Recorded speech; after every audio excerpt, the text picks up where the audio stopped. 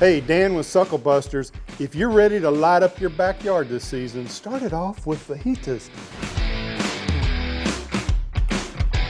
Today we're going to make beef and chicken fajitas using our... Oh, wait a minute. We don't make this anymore, but I can show you how.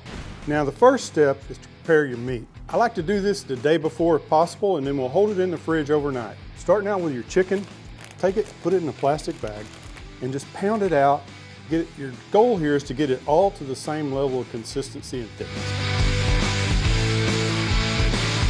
So once you have all your chicken tenderized and pounded out, just put it back into a plastic bag, and then you just want to add pineapple juice. Just enough to entirely cover the chicken.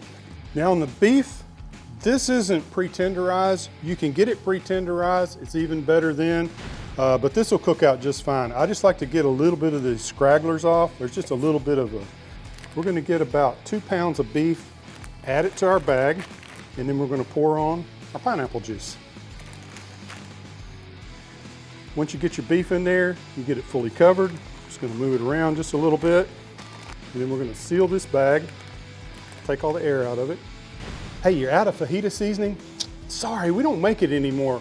But let me show you an insider secret. I'll show you exactly how we make it, okay?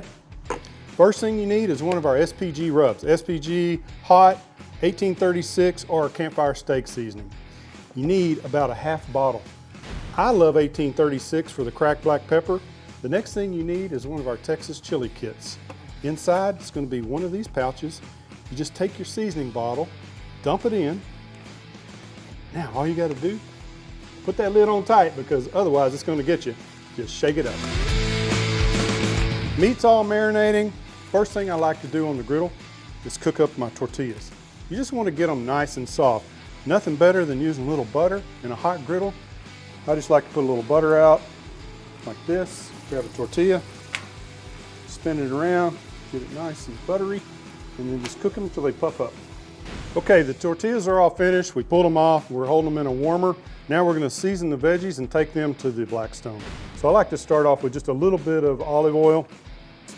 Is our fajita seasoning. Perfect. I hit them pretty hard with the fajita seasoning. Last, I put a little lime juice on. It gives it just enough of that citrus flavor. Makes it taste really good. Now we just need to take them to our cooktop and grill them off. The meat been marinating overnight. We're just gonna pull it and put it directly on the griddle. All right, once you get it on, this is where you put on that fajita seasoning. Just a nice thin even coat. It's gonna turn it beautifully red, deep red color. Okay, we got our chicken rolling on the griddle. Now's a good time to throw on the beef. Once we get it on, we're just gonna heat it with that homemade fajita seasoning, nice thin even coat. Once we get it going on the first side, or once the first side is ready, we flip it and season the second side. Yeah, so I'm gonna cook my chicken until about 160, 165. This is 165, it's ready to go. Pulled all the meat. I took the chicken to 160 to 165, pulled it. I took the beef, in different cuts I cooked to different temperatures. So the smaller piece here, I cooked a little less. Some of the larger pieces, I cooked a little more. All we gotta do now is slice it. Folks, everything's ready. The great thing about fajitas is you can put a little bit of this, a little bit of that, and everybody can build their own flavor profiles. Gotta have the warm tortillas. I'm gonna start off today with chicken. Get a nice helping of chicken. I always gotta have onions, all right? The grilled onions are perfect. The red jalapenos are sweet, and the green jalapenos grilled, perfect flavor. Love the green jalapenos. Just a tiny amount of cheese, and then I need a little bit of sauce. Last thing I like to do, kick it up a notch. This nice chipotle pepper sauce will put just a real good flavor right on the end. So I got my fajita assembled and it's ready to go. I could eat that.